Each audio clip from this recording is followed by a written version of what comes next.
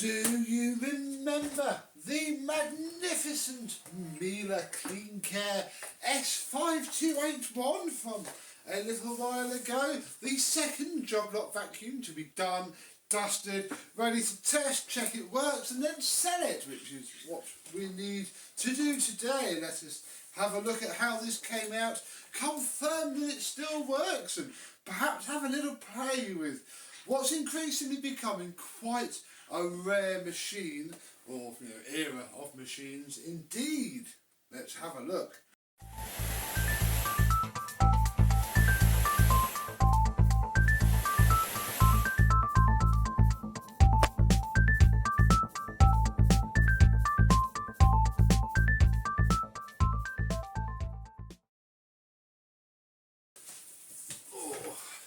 Yes, hello, my vacuum cleaner chums. How are you today? Yep, we have ourselves another perfectly decent, very much working Miele vacuum cleaner. The wands didn't melt when I washed them. I didn't touch the floor head because it was already refurbished, so that bit was nice and simple. The hose went through the washing machine, minus, really.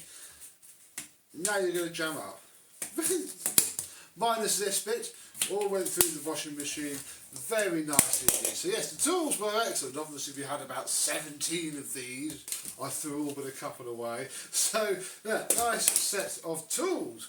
A set of tools to go with our very nice vacuum. Yes, very nice it is too. I don't think this was a core model. Hopefully the Miele buffs among you will be able to tell me, but yeah, Cleancare.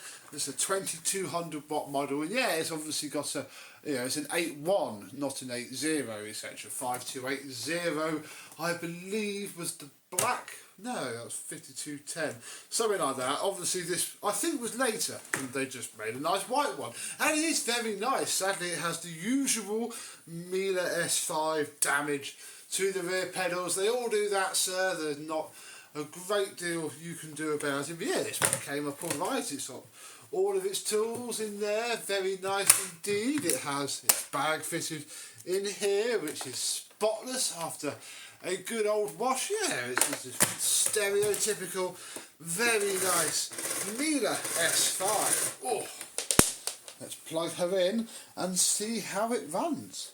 And see how it runs really is the key problem with these 2200 watt machines. They're all getting quite old now and they're all starting to burn out. This one, thankfully, our switch still works. This one thankfully seems fine.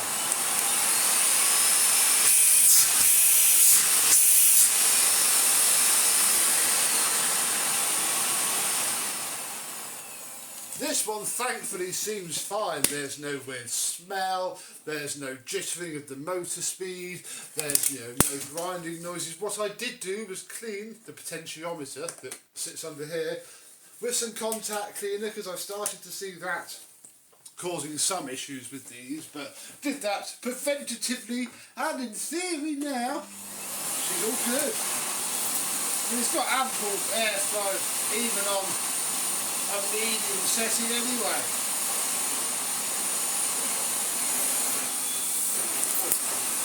That's too low. There we go.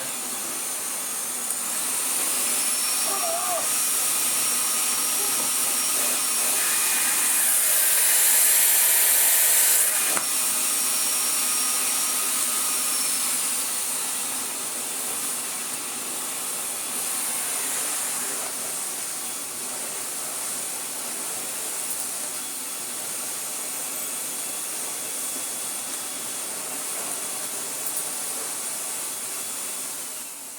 Yeah, it just runs utterly perfectly, which is really good. As well as the All-Tech head, we cleaned up a turbo nozzle. Oh yes, if I can get it fitted to the wand. This was that really filthy one that tried to run okay, but was just so bunged up with literally strips of cloth. It was very strange indeed. Yeah, this one now works a little bit like this.